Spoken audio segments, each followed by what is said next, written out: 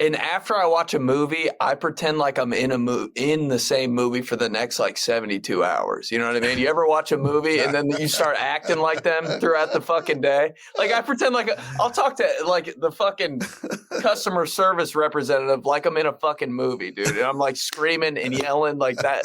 It's overwhelming, man. If you listen to this podcast, we fucking love you. Tell one person about it. But go grab somebody, just get one person, somebody that you think will love to laugh and enjoy it, and put them on to us. That's what we need. We need growth from within. And that's the good people that listen to us every day. Just grab one person and be like, listen, do us a favor. Go listen to episode 26, and then maybe you will get it, even though you don't get it. You know, we chum around with absolute superstars, Todd. That's just something we do. I mean, we bob and weave, me and Todd, you know, like, wait, there's a knock at the door. Who's that? I don't know. Probably somebody famous. You know what I mean? It just happens. It just happens. That's what me and Todd do. You don't know who's going to pop in. Is it an NFL player, NHL, fucking wrestling, an internet superstar? We don't know. But, you know, Todd, a few years ago, when this all kicked off in Indy, yeah, you know, you 2017. You were a high-ranking official with Barstool Heartland. Yeah. And then we had an open call. I wasn't shit really there. I was just kind of, they let me come on and start to figure out what he wanted to do with me, but I wasn't Diggs, Nicks, or Todd. And then we did an open call. We had like what, fucking 100 people there, and I just kind of took over with a microphone and fucking around with everybody. Sorry, you were interviewing people like in the green room before the actual interview with Pat. Yeah, I remember that shit. Hey, Ben, shut your fucking mouth until you're introduced. Yeah. That's how it works, man. Come on. You're in a fucking radio studio. I felt weird as hell just sitting here nodding and shit. I was like, I think I'm on mute. Keep going. I'll shut the fuck up. We're just fucking with you. So, you know, there's some breakout stars in there, Todd. We had a lot. It was literally like the 98, I don't know, was it the 98 draft when everybody came out of the draft? But there was so many talented people in that room that had drive to make moves. The people out of almost 1,000 applicants. Yeah, and I don't know, at least 100 showed up. At least 100 motherfuckers were down there getting interviewed for 20 hours, right? Yeah, we had to weed down like almost 1,000 people just to get, I think, I don't know, 100 some. I don't remember. Yeah. Ben will know, but 100 some there to compete in like a reality show type situation to become an intern for Pat McAfee. Yeah, and this kid always been hustling. He was there. He was a standout, one of the kids. But, you know, I think you actually got picked, but you had some other shit happening up at school or something, so you couldn't stay anyways or something. Ben Polizzi, by the way, it's obviously he's very Irish by his last name, Polizzi. And you'll probably know him from Instagram, TikTok, where he is a huge star. You know, you got what? The last year, you piled up about 700K on TikTok, 60K on Twitter, 61K on IG. What's up, Ben? How's it going, buddy? Good, dude. The TikTok is going all right. The reason I have that many followers is it's all a mistake, man. It's the videos you don't think are gonna do well that do the best, and that's not what I'm good at. So it's all the ones I'm like, we'll see how it goes, and then like I don't know, millions of people watch it. I'm like, what the fuck? Well, for one, you kill it with volume. You're creative, which is what I always loved about you during the internship. Was out of all the people we had, I felt like you had the most original content. Right, because you had characters, you had all this outside the box, these concepts and stuff, and you just brought that to TikTok and Instagram, and it's paying off. Yeah, not bad. I'm still trying to figure it out, though. Honestly, like TikTok is a game, man. Yeah, a game that you can't figure out at 50. I'll tell you that. Have you been on it? Very little. I put a couple on there. They don't do well, and I get frustrated, and I'm like, God damn, it's just another platform to post shit. But I got to shake that off, obviously.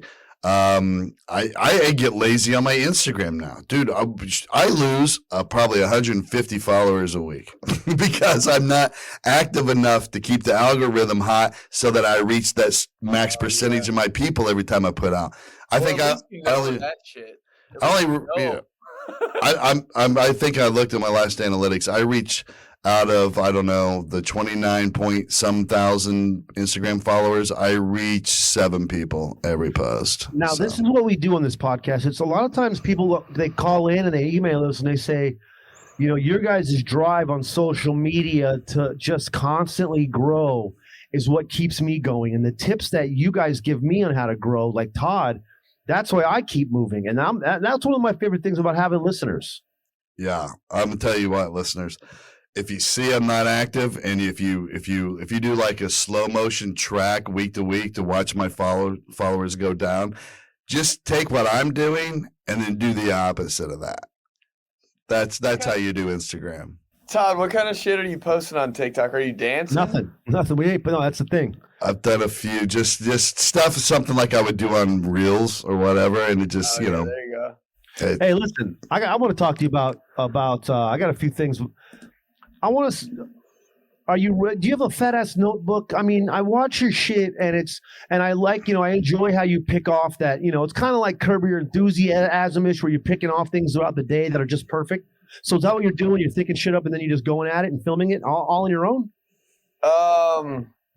Yeah, usually like I'll run a couple bits by some of like comedian friends and shit, like at open mics and stuff like that. And I write with guys, but, it's usually just something that happens. Like I was in a parking garage the other day and there were like fucking 5 different spots I couldn't park in because of certain reasons. Mm-hmm. Reserved, compact car, fucking all this shit. And I was just thinking about like, this would actually be a funny video. Like, yeah, that one. Based on all these like different things. So that's the most recent one I've kind of done. So that's a great idea. Yeah. I was just thinking like a real life situation and I'm like, fuck it. Yeah, just on Twitter, it's got 95K. Here it is. There we go. It's only 30 seconds. Here we go. Oh, there's a good spot. Surprise! Keep it moving, bitch! Jesus Christ. Oh, there's one. I've been in this spot for 10 years, numbnuts. Just park already. Oh, my God. All right, obviously, you can't see the signs. It loses a little bit in audio, but you get it. Dude's funny. Congratulations, by the way, for making it to the semifinals of funniest person in Indianapolis. Yeah, you should be. I felt like you should have been hosting that or something. I used to judge it, but you know. Oh yeah, that's right. Falling off, Ben. Falling off. So that's it, man. You every day you're writing this shit every single day. I mean, because you're rattling off. You know, you're rattling off so much material, and does the same material translate on stage? Because the way you think and the way your videos pop. Actually, I've tried a couple things that I like on stage to do on TikTok, and it's not the same. Like it's all got to be different. Like that video is funny, but not on stage. You guys know how that works. Like being on stage is a totally different game, man. You actually got to be funny on stage. Right. On TikTok, you can get by with being relatable and stuff like that, but on stage, boy. Nice. How you feeling? How you feeling with your stand up? How's it coming along? What's going on with that? It's good. When did you first go up? What year? Probably like right after that internship, like maybe 2018. Oh, okay. So only a few years. Started getting up. Yeah. I think 2020 sucked, obviously. Right. So that doesn't count. Maybe it was 2017, but it's been like 3 years. Mm-hmm.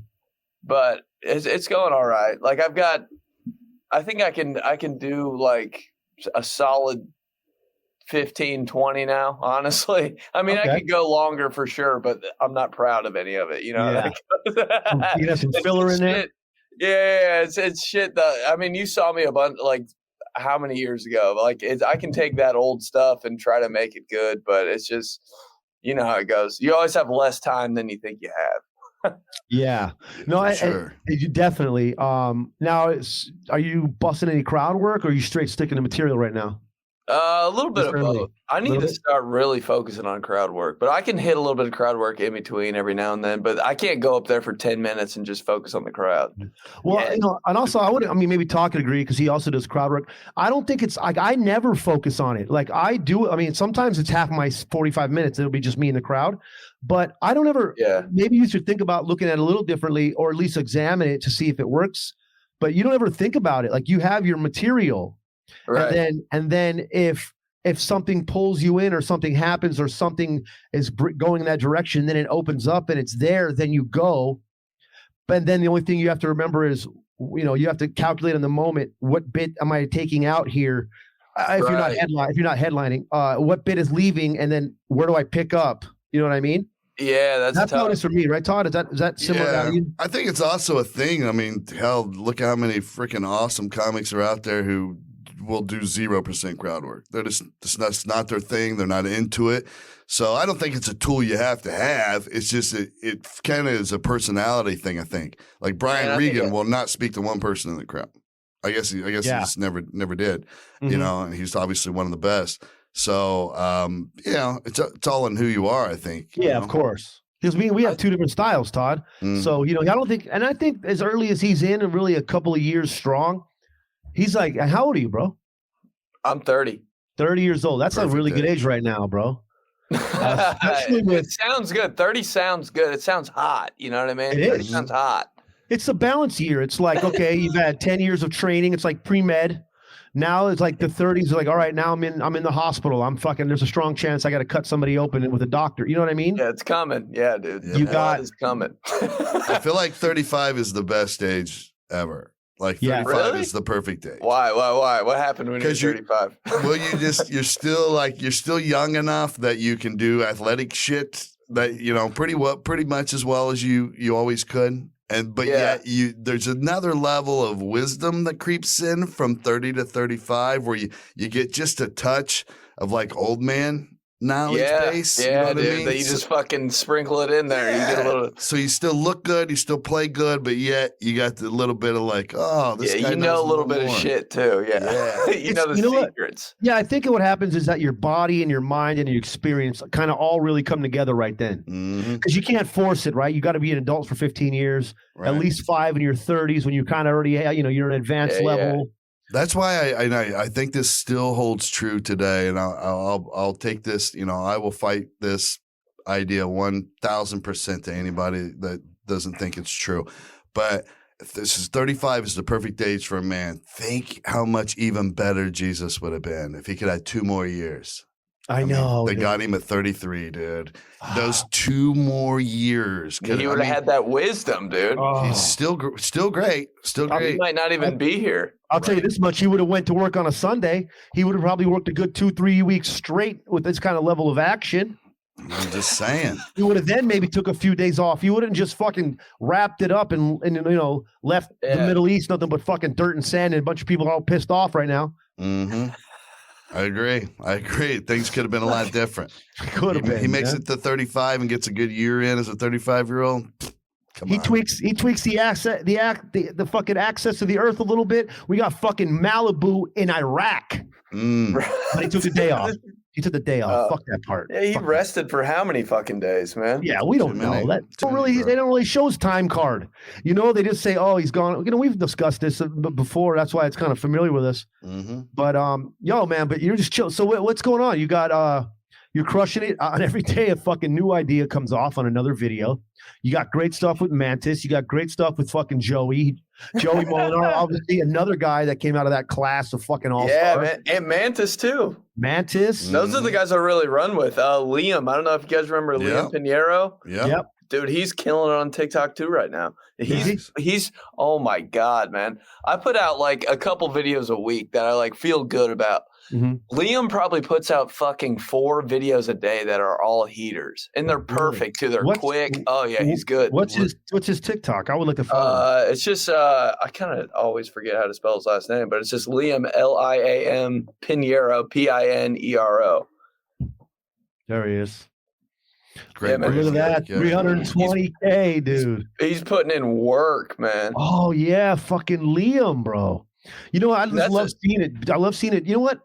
I wish I had TikTok when I didn't give a fuck. Like when I didn't have all this shit in my brain of like people being haters versus people being supportive versus people not giving a fuck. Man. I know, but I'm almost over it. I've been posting a lot more shit, but it's almost so much better with a clean, clear brain and a conscious to fucking without nothing. No, I know what you mean. That shit coming in of just like and even though it does come when you get more and more, but it's not out the gate. I used to do the dumbest, most fun shit on social media from the day MySpace started on.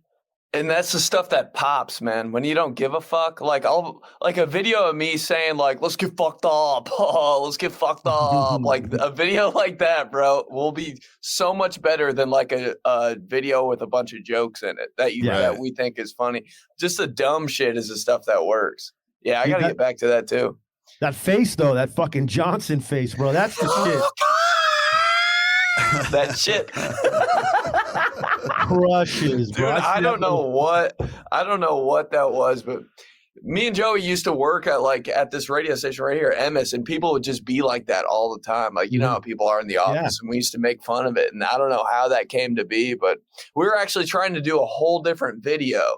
We were trying to do a video where, you know how somebody talks to you and you think about like saying something totally different in your head than what you actually say. We were trying to do a video like that, and it just wasn't working out. And we just created these two office characters, the Johnson and the Schmitty, me being Johnson, Joey being Schmitty. And it just worked out. Like one video took off and we're like, all right, man, we can make these cheesy jokes. Like, let's do it. Flies. Because it's so over the top, you know, it's like it's perfect characters.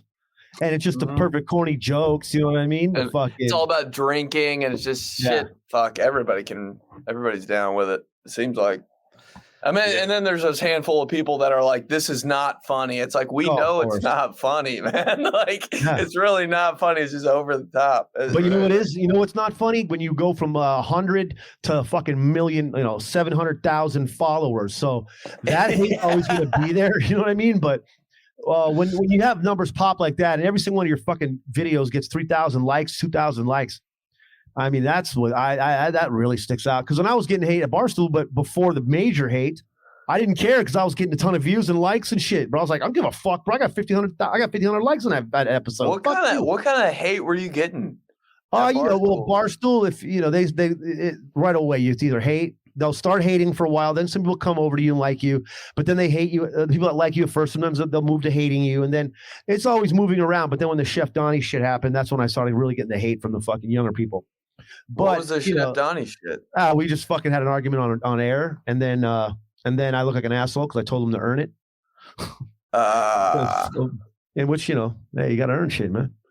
But I've been in these streets, Donnie. 26 years. I got fucking 26 cents under my belt, and they fucking up Sonny Black gets upped. Nice, but either way, it's pretty much subsided now.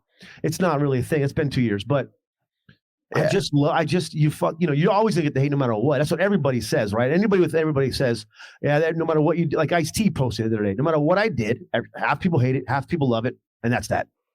Yeah. This is always constant. You can't even tell like why people are like if they genuinely hate it. Especially when you're under the Barstool label, because every one of them fuckers that follows Barstool wants to get famous the way PFT did. They want to be a troll, but they're not as fucking brilliant as he is. So it's like, oh man, he is good. You just like, how did people. He think of that? Yeah, I mean, that's the thing. Like, a different brain with Joey too. Joey's videos blow up, man, and they go on Barstool, and people shit all over him. I'm like, damn, what do you guys want? Like that shit was gold. But you know what else? It is hard. It is hard to really like step out of it when you're the one that's getting the hate's coming at. But it's also I have to tell myself this has 1,500 likes. It has fucking 200 retweets. It's got fucking 90,000 views in 3 hours, and 30 bad comments or 20 or whatever, right on the heavy side. Like, but it's just so heavy those looks because it's right there under it, as opposed to like just these beautiful numbers right above it. Well, and another thing that comes with that with Barstool is every stoolie wants to be part of the show. Yeah, like it can, because the whole cast is so relatable. They're just dudes, just like the stoolies. A lot of them were stoolies that got pulled in for whatever reason, right? So when they see you and you're not like one of the inner office dudes that's part of the core group, then they fucking want to pick you apart like, because they want to be in your chair. He's just like me. Yeah, fuck him. Yeah, right. Well, and then also they're like, I want to be there, and he's there, so fuck him. So, I mean, you got 22 million likes on TikTok, kid. That's nice, bro. 22 million likes or views or whatever. 22 I'm not even 5, I think, bro. I think even more. I was going over all your shit last night, And you got that's how many you got. That's incredible. Because let's say for instance, video wise, we probably got somewhere in the realm of that. I'm assuming after the years, but I think I'm a quarter like of the way there for my whole career. But I was getting like 1 million a month, for while I was in New York. So I've never I love those videos, man. But that's across the board, right? Thank you. Yeah, I get 12 a week. 12 likes a week. I get 14 now. So, but no, I get more than that. We get more than that. But I like about TikTok is that it's that you see it. You're like, yo, this motherfucker got 22.5 million. Yes, right there. Just views. I mean. It's always the videos that you don't expect. Like that one, I could repost that interview, the Indiana Land thing. I could repost that every day and probably get people love that video, man. I could probably get a couple, and that was straight luck finding that guy, like doing some like street crowd work stuff and finding that dude. Like that video went crazy, and like accounts are still reposting it. Some account on TikTok stole that video, and they have more views than me. Really? It's crazy, and they're making money off of that because you can make money on TikTok now. Like you get 1,000 views or like 1 million views. It translates to I don't know how many dollars, maybe like 100 or something like that. I don't know, but I ran across this one of these Tiger King shows. They brought in a Joe Exotic impersonator. And he's fucking good. I mean, you wouldn't know the difference from, a certain distance away. Really? And, he's really good. And he's funny. He's a funny dude. So he's perfect for what he's doing. But he's doing pretty good on TikTok and whatever. But he said, like, I'll do a video and it'll get like 16,000 likes, whatever, or views. And then he's like, someone will come up to me randomly when I'm working the street there in Vegas and just do a quick little dumb thing with me, and they'll get 1 million views. Yeah. And he's like, I'm in the video. I tried to make my own. Maybe I top out at 16,000. He's like, it's crazy. But just the fact that this random person who normally gets 20 likes on their shit runs to him in the street and grabs a little thing and he says something funny on their TikTok, boom, it just blows. Doesn't even tag them probably. Yeah. Right. I've seen that. It's nuts. That is wild. The science of it's nuts. Hey, when you see those numbers going ham, right? You're just like, wow. You just every time you open your shit, just more and more. Is it more? Is it driving the motivation to extreme levels to constantly want to write new shit to do more clips? Yeah, usually. Like there was one video I had where like right after I posted it, it had like 7 million views, and I was like, holy shit, this one's gonna go crazy. And then like ever since that video, I'm like, how did I fucking do that? Like, how did I can't replicate it. Like, it's just not going to happen. Like on TikTok, you got to hit like the perfect, like the stars have to align. Like it's got to be quick. You got to be doing something for me. I got to be doing something like active, and it's got to have a banging, like trending TikTok song with it. And it's got to be like a relatable concept, which is fucking hard to like.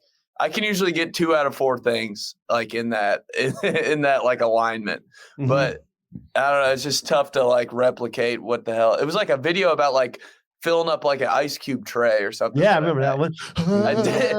Yeah, man. I was just thinking about that and I was like, fuck, I could never do that. But my mom was fucking nice with it. She was smooth. Like it didn't even matter. Like she could do that shit in her sleep. And I just thought about it and I was like, I don't even like part of my brain when I was about to like upload that video was like, fuck, do people even make ice cubes anymore, or does it just come out of the fridge? This whole video might be a fucking flop. And then I just was like, fuck it, posted it, and it started doing so well. I was like, holy shit, this is the one. And then like it was like 4 months later they ripped the audio off of TikTok. So now it's just I just have a silent video on there now. With like 20 million views. I'm like, I don't know, whatever. Fuck it. Yeah, because those 22 you got there, those are just from your own videos. That's wild. I fucking love it. Did they rip the audio off because it had a trending song in it? I don't know. It just must have been some copyright shit that and I think every TikTok video with that same audio it doesn't have audio anymore because of some copyright like complications or something like that. But whatever. That's interesting to think about because when it first came out, when like all of them, they're the wild, wild west until artists and stuff are like, why are you using my song, bro? And I get no fucking money.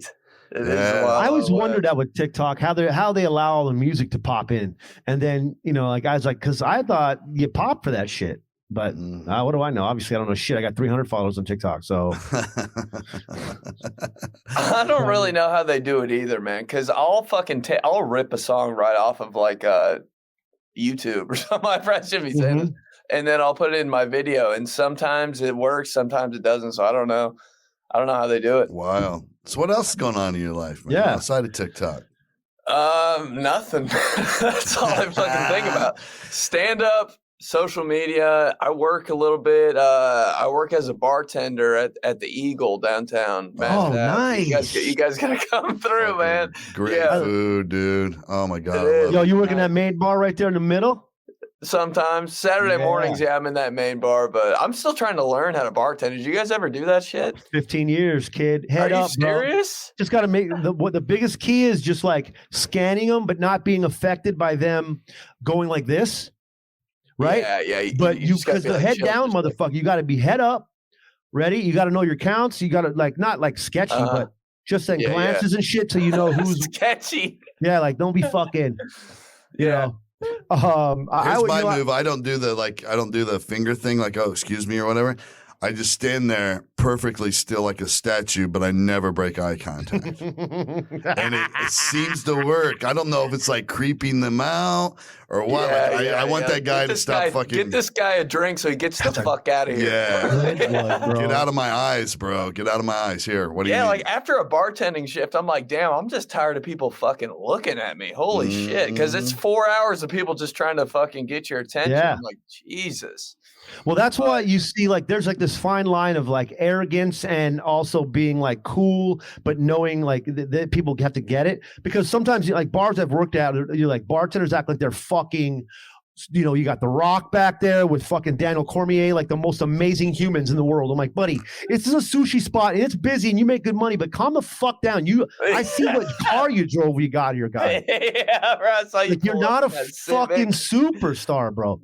But but that's the main thing, bro. I've worked at so many nightclubs where it's just wall to wall people for fucking from 7 to 2. And you just make it, but you always gotta have a fucking order in the can too, ready to go, bro.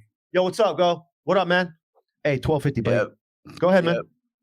See, I'm not there yet. I'm not there yet. I'm still trying to make a fucking old fashioned. I've been bartending for like a month, maybe, but I put in some time over there serving stuff like that. So I'm new to the game. Oh, I'm going to show you the best technique. I'm going to show you one trick that's going to be very key, no matter what. Here's a bottle. Okay, I don't know how you do the two bottles. You have a bottle right fucking there. 2 bottles Holy here. Shit. I got 2. What the fuck? We have fun around here. Okay, so now here's what's going to happen. This is the best one. This is the best tip out. As far as something you can run with right away without having to implement. Yeah. I'm sorry, like the shit I was talking about before. Doing 2 and 3 things at once. The 2 a lot of people are going to grab with the 1 finger. No, bro. You get this bottle, you come with 2. It's a very visual show right now. It's a very visual show. Listening, you just you're gonna love this. Yeah. You got to subscribe on YouTube to see this trick. Yeah. This is a YouTube bit. Here, look. That's the move. Otherwise, your hand's gonna be fucking hurting, and you have way less control. Bang. The 2 over, the 2 in the front, like that. That's the key. Yeah. That's like when I found that out kind of late. One time I was in Vegas, right? Me and my lady, and I saw this guy bartending. It was like we were just wandering around. We're probably going through the little New York area, and this guy's bartending a little Italy bar or whatever, right? And he's talking about being an expert and all this shit. I'm the best bartender, and I'm like, okay, man. And I see him with the 1 hand, and then with the 1 finger. Hey, bro, just so you know, it's a lot smoother, faster, and more comfortable. You do the 2 fingers. Hey, buddy, I don't need no tips, man. I've been doing this shit for 25 years. That's what he said to you? Oh, yeah. He didn't want no tips, bro. Tips. You keep your fucking tips to your fucking self. Yeah. Mm-hmm. Hey, do you do the pour that's like right here? The fucking long ass fucking. I love a good long ass pour where they start at the fucking like glass level and then just keep raising it, especially a shot. Yeah. And then pull it back, snap it back. And I thought that shit. drop on the I bar. thought that shit was so funny, man. And I actually made a video making fun of bartenders because of that shit. There's a lot of bartenders shaking up the fucking and they can't hear anything. And then fucking 2 months later, I was doing the same goddamn thing, fucking standing up on the yeah, man. I'm trying to figure it out, dude. Yeah. I would love when I come back to Indy, we can do some, because we built a bar in Todd's backyard. We got it's basically, if we wanted to get a commercial license or pull permits, we can definitely have events back there. It's a full ass bar. And a bartender training video would be funny. Yeah, that could be funny. Because we've been doing these, we did like a 30 or 45-minute film session of us doing this tactical tailgate stuff. Yeah. And we could do tactical. We could kind of probably maybe mix it in, but you can also, just throw ideas for you, because obviously you're already doing bartender stuff on TikTok. But it's just so much fun, and it's such a great gig, dude. It's such a great gig. And you meet a hell of people, and being a comedian too. You guys know, like, come out to the show. You can get fucking 25 people at a show. Oh, yeah, like that. Yeah. Especially because you haven't crammed it down their throats for 10 years like we have. Like, that's the difference. You're still in the fun. You're still in that fun time when people are like, "We're gonna go see Ben. Everybody, come on, 500 people, right?" And then like 9 years later, you're like, you don't have any fucking friends. Yeah. They're like, okay, they've all seen you 500 times. Yeah. And they're just like, "We're gonna go see Ben." It gets rough. Like, if you've been doing it long enough, unless you get like that upper level famous, people are like, "Are you posting another fucking show, bro?" Oh, I know, man. I try to lay off. I try to stay quiet. No, you push it. Milk it. It doesn't matter. They're gonna party either way. Well, you push it until they, and they get tired of it, and then when they get tired of it, you still keep pushing it. Again. But the good news is that it'll be since you're bartending, it'll be a cycle of groups, so it won't be the same group every time, and also it pushes you to write more. Yeah, because I would be like, I've noticed that a lot. Like, you gotta fucking. The more your people come over and over, the more you're like, oh man, I don't want. Even though 400 people haven't seen one of your bits, 10 of them have. And I'm like, fuck, are these that'll get in my fucking head. Yeah, dude. Because then I'm like, well, they fucking know the tricks. They know. David Copperfield's homies probably don't give a fuck when he pushes a palm tree over, because they know how it works. You know what I mean? Yeah. But they'll still be cool and go, wow, because they love him, means they're homie. Hey, Ben, what does your mom think about your career choice now? She didn't really. Before, when I was doing like corporate stuff and I wasn't like being out there and I don't think she gave a shit. But now that I'm like doing fun stuff, she's like super into it. Like, nice. I do it I do a podcast every week, and most of my stories are coming from like growing up with my mom. So she's so down with it, man. Like, nice. I always wanted to have a career that my mom was like fucking with, you know what I mean? Right. As long as it's like fun and she's like into it and she can relate, like she's like, hell yeah, go get it. Yeah. When I first started comedy, I first stared breaking into more like storytelling. My mom got it, bro. She got it on stage. I was like, you want me to not tell these stories? I've accumulating them for like 38 years now. Like, you want me to not tell a time that you fucking stopped to help the guy on the side of the road? You thought he was broke down. He was taking a piss, and you refused. Like, literally, like, I have to tell that story. Mom stories are the best, man. Yeah. Mom stories are the best. I mean, like, the dude kept saying, no, it's okay, I got it. She's like, you sure? I can help you. Like, me and my cousin as kids just dying laughing in the backseat. Like, we have to tell these stories. It's our job now. Like, the world needs to know how gullible you are. Every mom's got one of those, man. I know. You should get her a gift, dude, for being so cool and on board with it and being the victim of several jokes probably on stage. Dude, a lot of them. You should get her like a painting of you on stage and then put like your TikTok numbers on one side, Instagram numbers on another, and be like, look, Ma, I made it, just...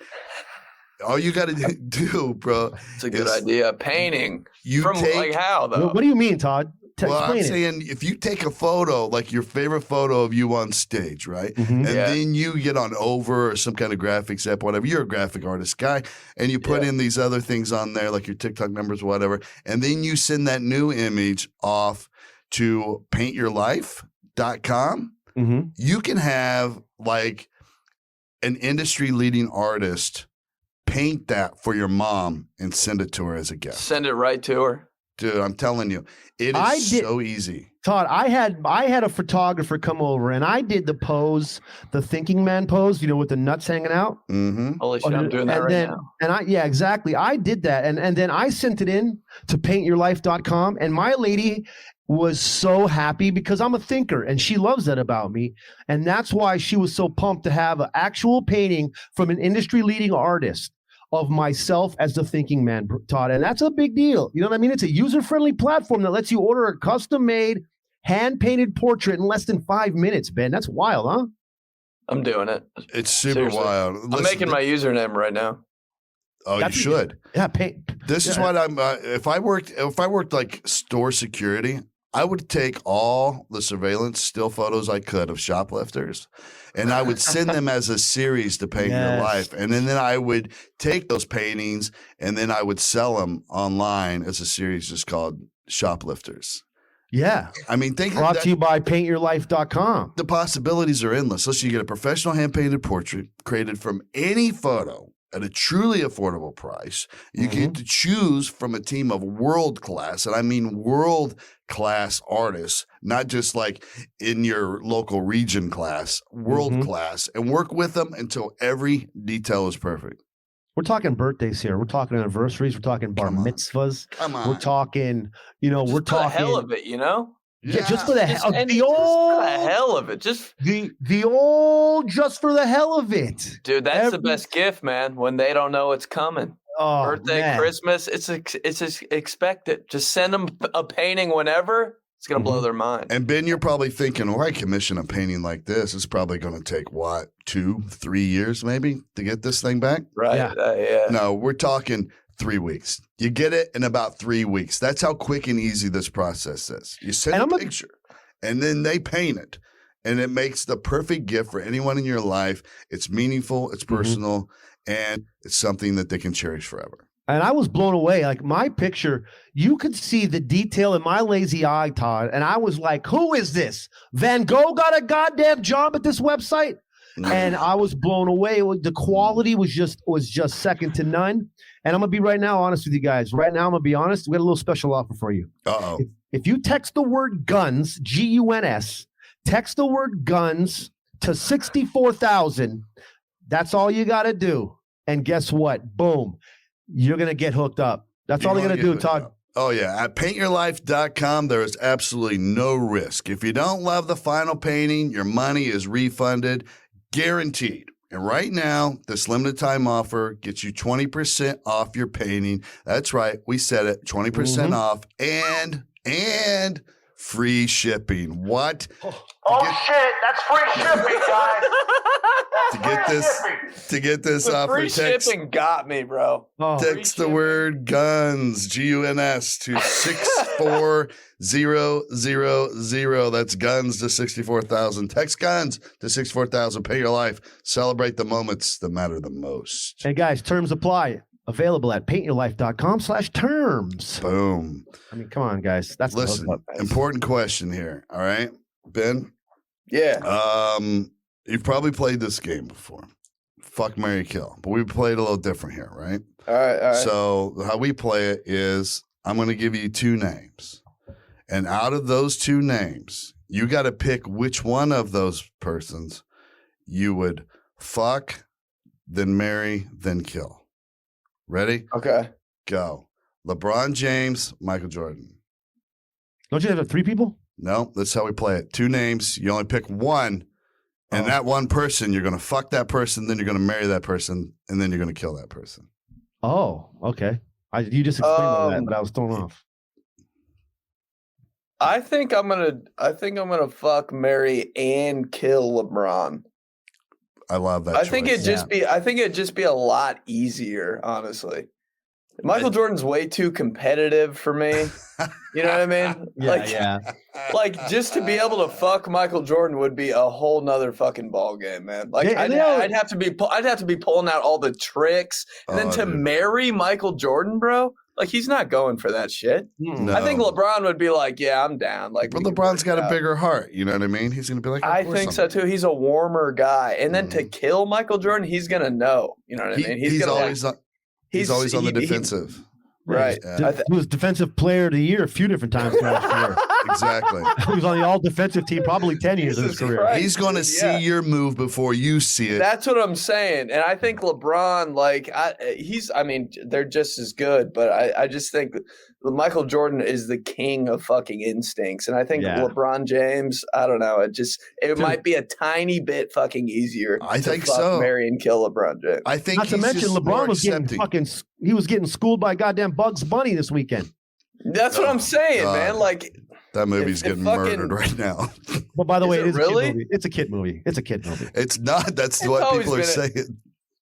I mean, the first Space Jam, like that was a kid movie too, right? I mean, it was a kid movie, but it crushed with adults because it was just great. People are fucking crushing this second one, like just so bad. They're crushing LeBron now. People hate more than they did back then because now they got a voice to hate, so it's kind of cool, right? But I'll watch MV. It for might myself, be but it's even better for it. You know what I mean? Yeah. Like when people are talking, like now I kind of want to see how bad it is. I watched the whole thing.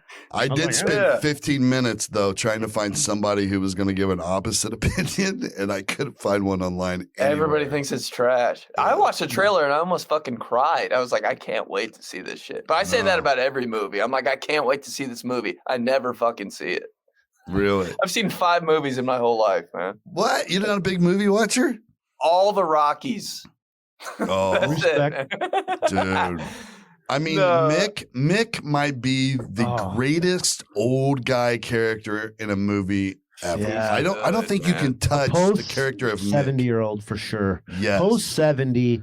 I mean, outside of fucking, I will say that there's at least top 5 guy is a guy that sold the white kid in Gremlins Gizmo. That guy was pretty good. The guy, the old man from China that told him what not to do, and he still did it. Yeah, I guess you got to give it up. Mr. Miyagi was a good old guy. Yeah. Yeah. But you know what? Tommy Lee Jones in No Country for Old Men. You're not a movie guy, Ben, but that's a great man. I'm these are fucking flying over me. But old guys in movies, you got to give them respect, dude. Yeah, it's great. It's great stuff. Now, why don't you watch movies?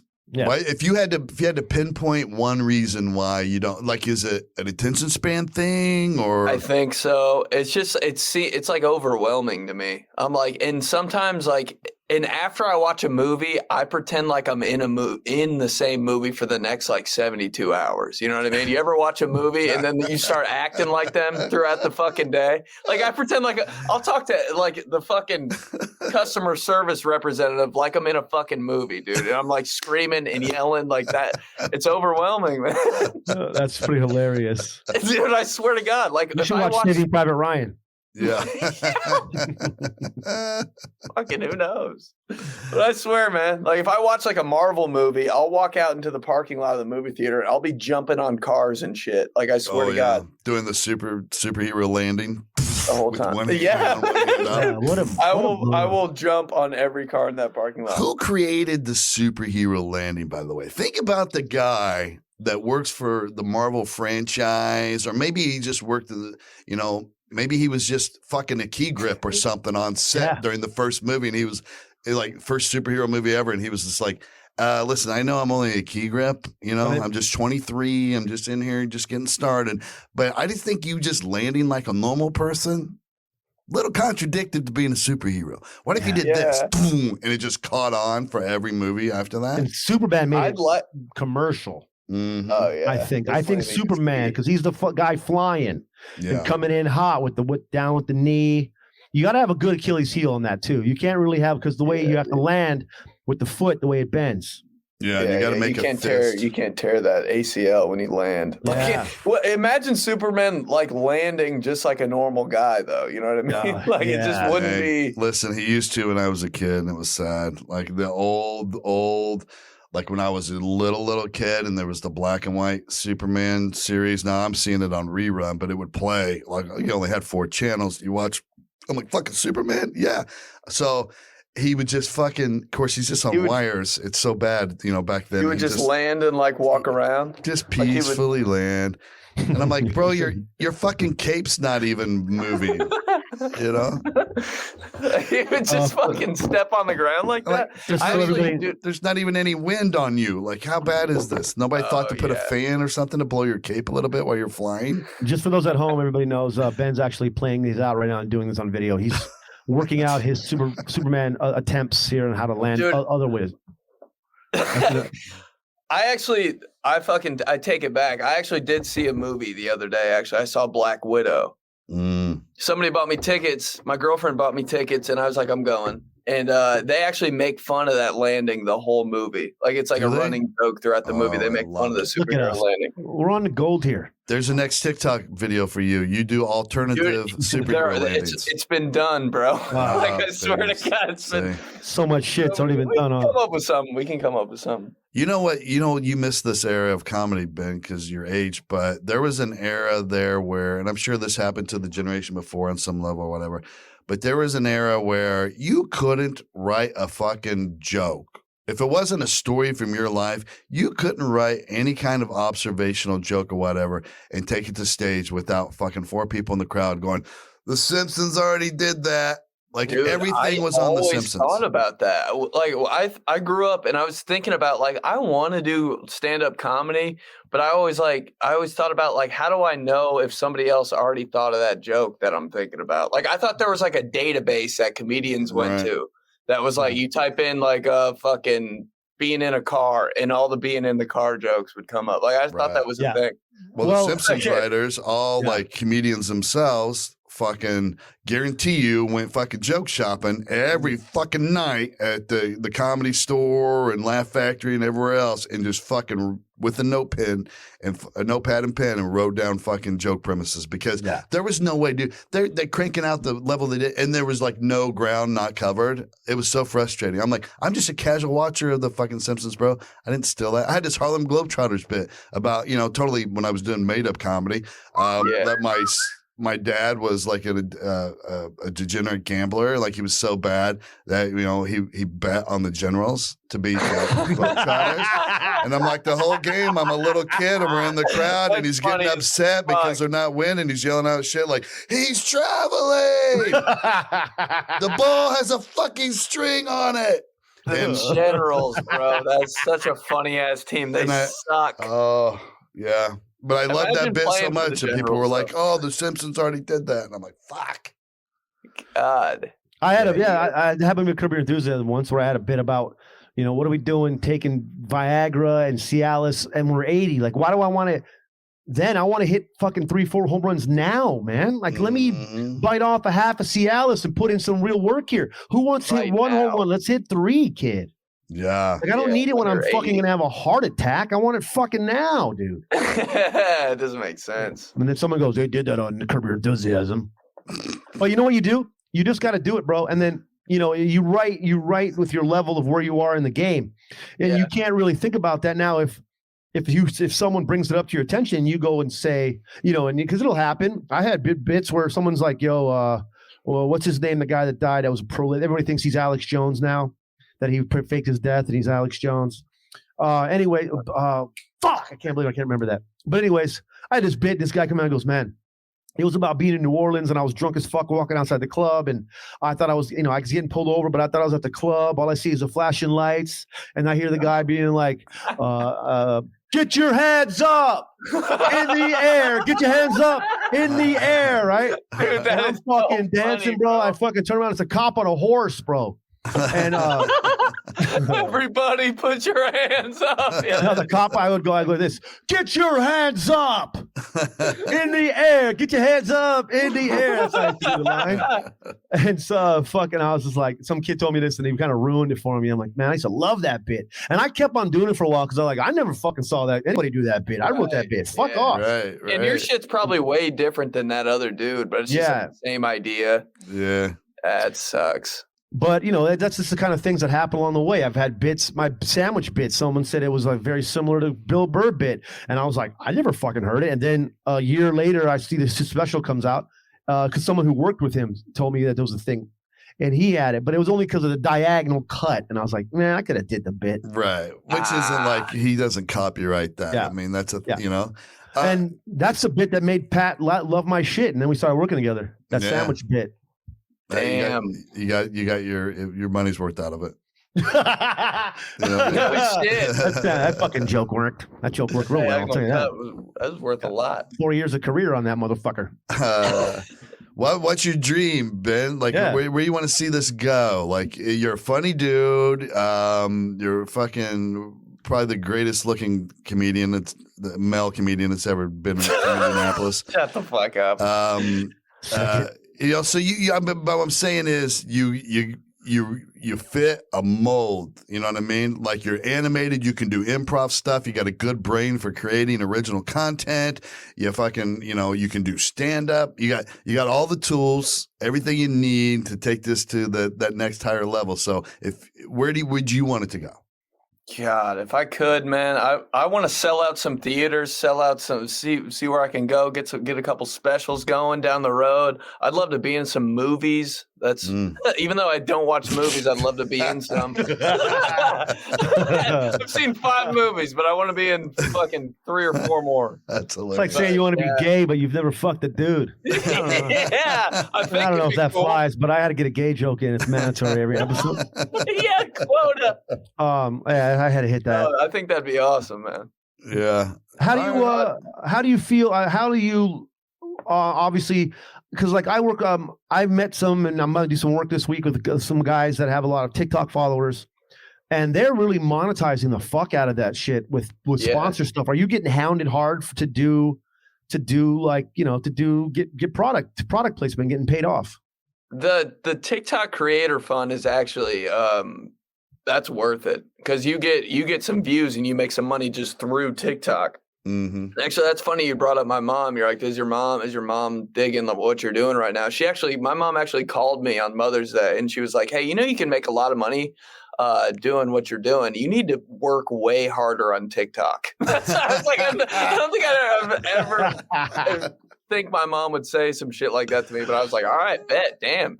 But as far as sponsorship goes, like I'll probably get a couple of emails like every day for like a low level, fucking like water bottle, like a thermos or something that's like, hey man, you want to make 10 TikToks about our thermos? We'll give you this much money. And I'm like, fuck man, 10 TikToks about a fucking thermos? I'm like, I can't do that shit. Hell no.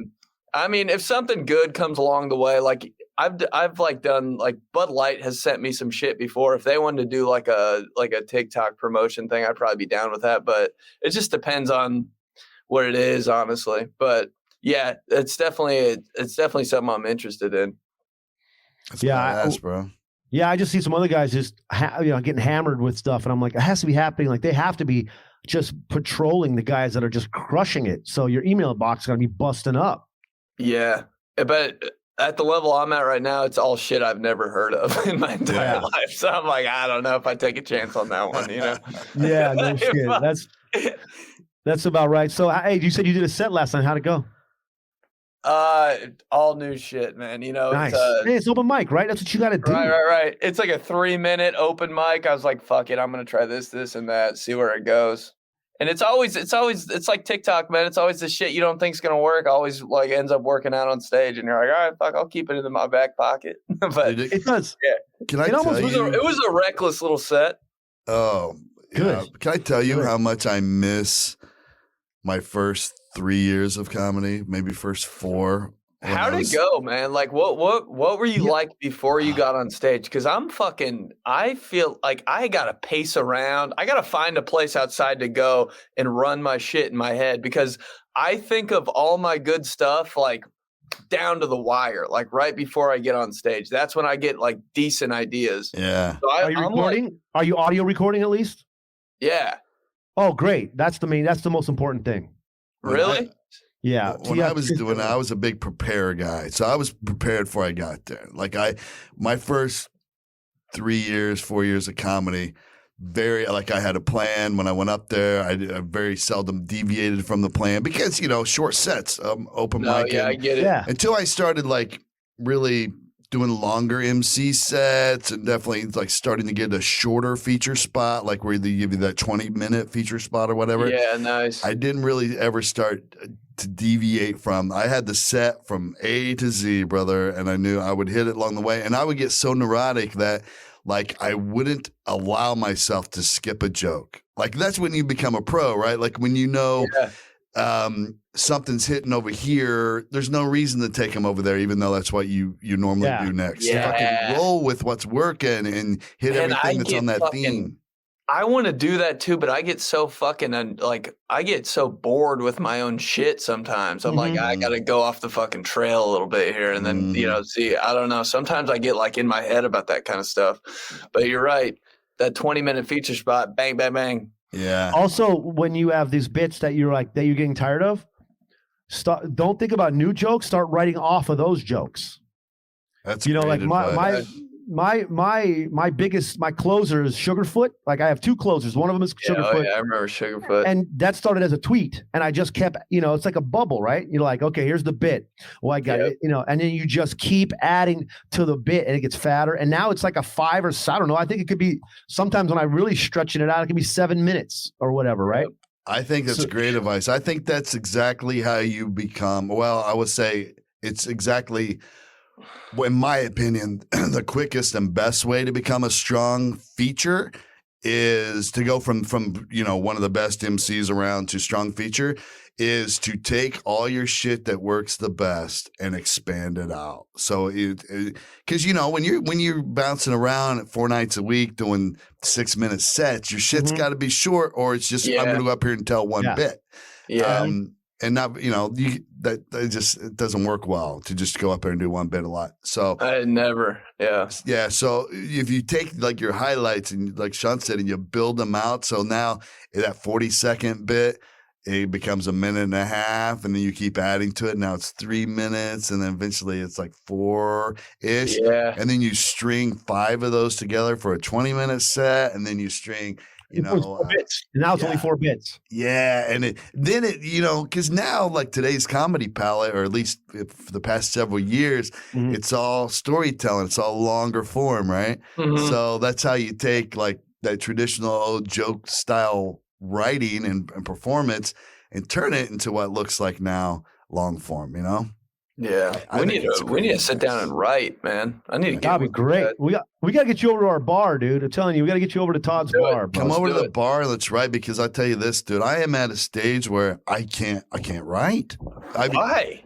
It's just. I think it's because of the struggle from the pandemic and, having to get so many different small revenue streams going to keep afloat. Like my brain's just doing this all the time, right? So it never wants to sit down like it used to. I fucking hungered to sit down and take something from my life and turn it into a bit. Or just some concept, I almost came in my pants because this happened. It had happened so long. I woke up. And that's wild because he had came early in the morning already, and they only come once after 50 years old a day. Yeah. Exactly. Once a day for sure, at least. So I fucking bounce up almost dead asleep, almost just that phase where I'm just ready to nod off. And for some reason, this idea pops in my head. I came out of the blue, like it's always when you're going to sleep, you think it's some weird shit. So this idea pops in my head about, hey, why is it such a miracle that fucking David killed Goliath the way he did? Like, yeah, he was way smaller, and Goliath evidently a giant, so he's probably real world 6'8", 6'9", 420 pounds, so he's a giant in biblical terms, and David's this little dude, but he used for at the time was basically the fucking sniper rifle of Bible times. You know what I mean? It was the fucking rock and the fucking sling. You know what I mean? They used to hunt with it. He could kill a fucking running rabbit by snapping its head off with that thing.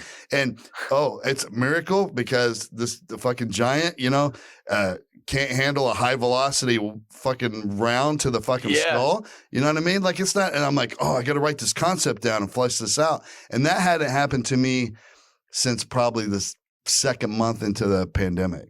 If Goliath has a helmet, it's not the same thing. It's not going to happen as easy. It's going to be a much harder fight.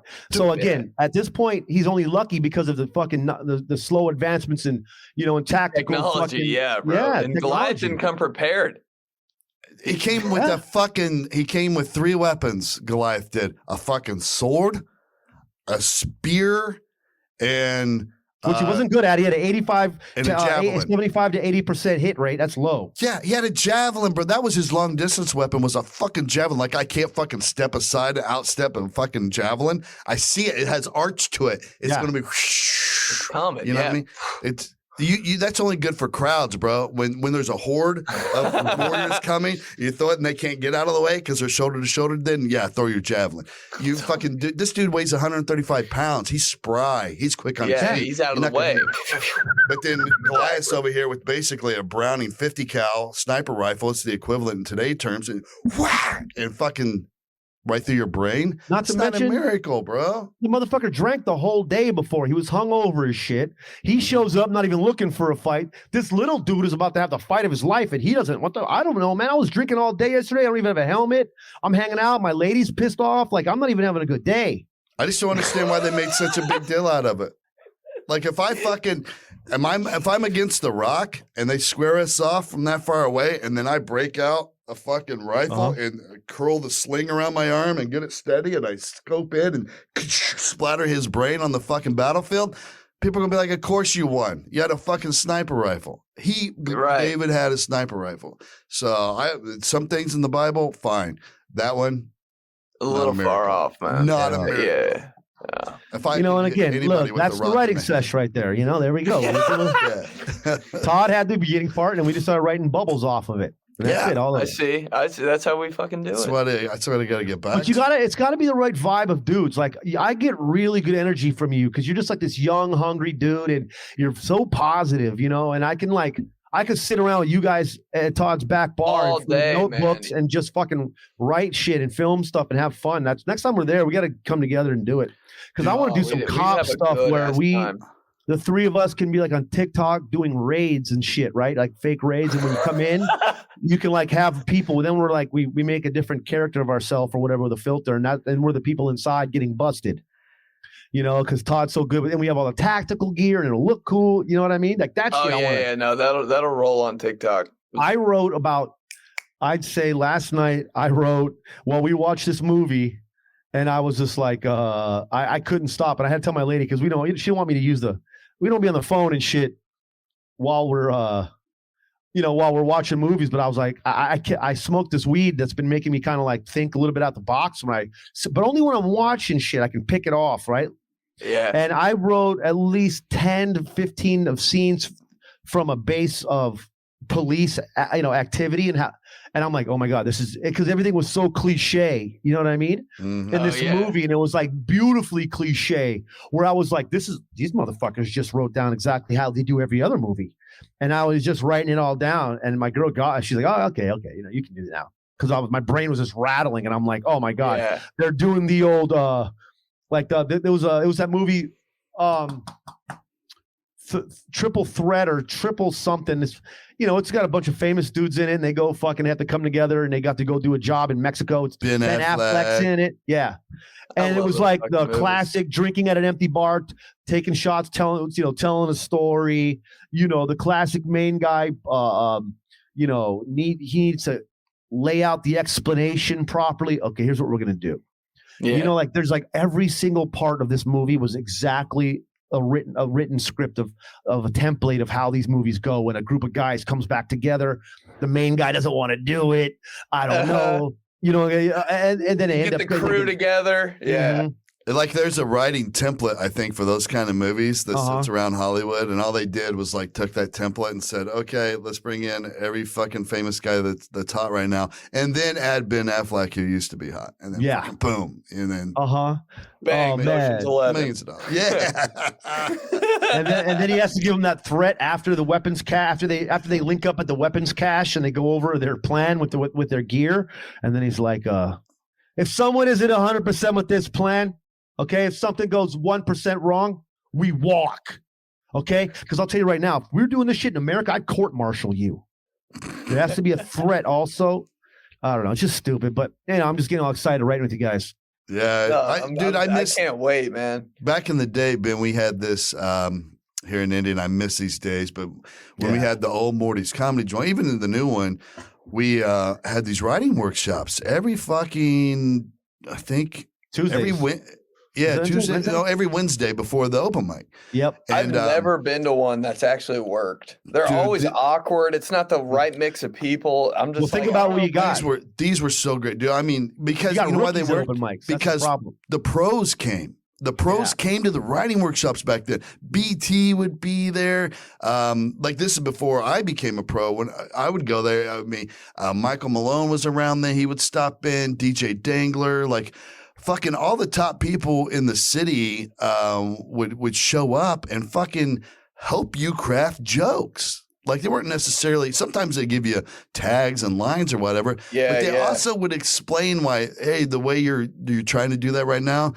Like it's not working because that's not consistent with the premise. Yeah, you know? man. And they would really explain comedy to you in that way. And then when we became pros, we kept it going, and we would and people got better fast, man. Dude, like that's Austin that's Real, something you know Austin Real from the scene. He got so good so quick there. Where's he now? He's not here anymore. He's got a family, run his business. Yeah, he does mostly. He does that evening with the authors show now. He doesn't so much do. He's not running around the open mics anymore. But that's something our scene's missing, though, for sure. We don't have a workshop like that with even if we did, it'd just be like me and my buddies who are not, maybe one of us. To change the cycle, there's not many veterans in that scene, I guess. I'm assuming. True. So that's what you lose. We had like Miss Pat showing up, or so it was way more. It was just more guys with way more years of doing it, as opposed to now it's like a bunch of motherfuckers that don't know. Technically, you know what you know, but you don't know past the 3-year mark. Yeah. Like, what are we gonna like? That's like a bunch of people who want to be doctors trying to teach you how to do surgery. Like, we don't fucking know. Right. Yeah. Like, you don't know. You want to be a doctor too. I do too. But I mean, I could take pills. I'll put on a coat with a clipboard and fucking look real. Listen, like me, if me and all the guys I went to high school with sat around in a room and tried on our own to figure out TikTok, it's not gonna happen. You know what I mean? Like we were 50. We don't know anything. Like, but you show up there. Fuck, I want to see those drafts real bad. Oh, dude. You know what? That's it's actually a great idea for a sketch. A bunch of dudes in their 50s that all played like ball together back in the day, trying to figure out TikTok and come up with fucking videos. Yeah. Just their war room storyboarding of ideas for TikTok that videos is would funny. Be fucking hilarious. Funny as fuck. You've never missed a hard out one job, Todd. Never missed a hard out. Let's go. You always got the guy threatening the main guy because the main guy's getting greedy, bro. Yeah. Just like throwing around ridiculous ideas. Oh, fuck. I love that dad character you do. I love it. It's great. With young Manus. Oh, my God. Hell yeah, that's just my fucking dad. Like that's where that all came from. Yeah, that's awesome, bro. My dad does a lot of shit like that that I can rip from, and he's cool with it too. It's more my dad than my mom that like messes with my career. Like he knows, like he won't say certain shit around me because he's like, I don't want this to turn into a bit. Like, you're like, you know what, Dad? Like, listen, too late, motherfucker. Just let it happen. Yeah. I'm running off of 30 years of memories here, so you can say whatever you want. I'm backlogged on ideas with your ass. My dad, when I was a kid, every time we drive to my grandparents' house, we pass on this country road, this round silo, right? And he would say the same fucking joke every time. I mean, probably did it 4,000 times, but same my joke. Dad does the same every time we pass that silo, he'd go, "You see that? That Dude, barn over there?" So funny, yeah. And I'm like, "Yeah." And he like, "Guy died in there." And I'd have to play it like I never heard the joke before, and I'd be like, "From what?" And he'd be like, "Couldn't find a corner to pee in." And I'm like, "Oh my God." 4,000 times, bro. Like my entire childhood. Well, every time I go to my grandparents. Why are those stupid ass jokes so fucking funny, man? Like that's all that dad shit is to me. Like it's not funny, but like low key, it kind of is. It is because it's so over the top and ridiculous and corny, you know they just love it so and they much. love it. Yeah, and they don't mind it. They just like naked with it. You know what I mean? We don't care. We're dads. Who gives a fuck? Did you ever hit Bailey with corny jokes? Oh yeah, all the time. I don't remember any specifically. Now he got kind of screwed out of that era because, once he became, I don't know, 11 or so, he's thrown in the back of a comedy club every fucking night. You know what I mean? Sitting back there doing his homework on a table with fucking waitresses bringing him free nachos. So now his level of having to be funny is way up here. Yeah. Like he lost the whole silly dad joke era because now I'm working on my jokes. Like if I run jokes by him, I'm trying to get him stage ready. I can't fuck around with shit like that. So, my girl, her son and daughter live here. Well, her daughter goes to college, and but she's been back for a while, especially last year in the pandemic. But like, I have corny jokes with them. Like it's the stupid every time. Like when we're in the room, no matter whoever walks in, I'm like, shut up, here she comes. I love shit like it's that, so bro. stupid. I do it. Never gets old. And I'm sure they're like, shut the fuck up, bro. And every time I go, shut up, here he comes. Like, every fucking time, dude. It's so stupid and corny. That's in my life. When they leave. He shuts the door and leaves. I'm like, thank fucking God he's gone. Right? That's who gets my silly dad jokes is my girlfriend, unfortunately. And I just fucking murder her with them. Like fucking, I just can't. I constantly all day long, if she says like, God, the dog smells like ass right now. I'm like, you smell like ass right now. Like I just have to throw that out there You instantly. have to, all man. day long. It's just like you hit a certain age and you just have to say shit. Oh, It just yeah. doesn't matter. I You got have so to say much corny shit with my girl. Like yesterday, I was like about to get in the shower. I'm like, listen, it's probably been a while. You probably get a little pumped up right now, but you want to see these cheeks? And I'm just like, she's like, no, I don't want to see your cheeks. I'm like, I go, listen, you don't have to It's fight. been a this. while. You don't got to fight this. I'm gonna let you see these cheeks, and then I'll just like right before I go to the bathroom, I just take off underwear and I go in the shower. She's just like, you're a fucking idiot, bro. I just like it's some treat for her. Like we're not treats for Our Lady. Like we're not. Maybe Ben is. Yeah. But I'm this isn't a treat. Like they don't look at us like we look at them. No, like, our ladies aren't sitting there like, God, I hope he gets naked here before he goes in the bathroom to take a shower. Fucking right. They're like, get out of my sight. God, what are you doing? Get dressed in there. Shut the door. Like that's the shit we do. It's gross. You don't think this is fucking sexy? It's been a while. You might get pumped up. I can't believe that shit.